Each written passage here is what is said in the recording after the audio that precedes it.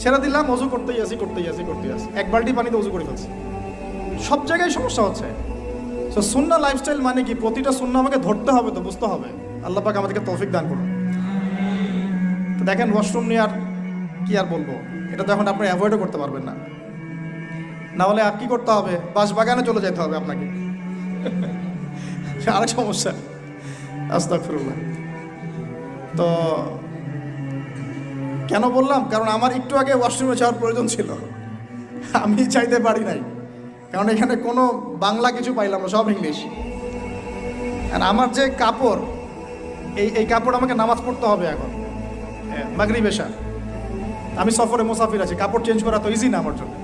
এখন ওইখানে কতজন ইউজ করে গিয়েছে, ওইখানে বসার পরে আমার এই কাপড় চোপড় পাক থাকবে কিনা, এটা সন্দেহ না। আর আপনারা তো খুব ভালো করে জানেন, কবরের শাস্তি হয় মূলত দুইটা কারণে। যত বেশি কবরের শাস্তি হচ্ছে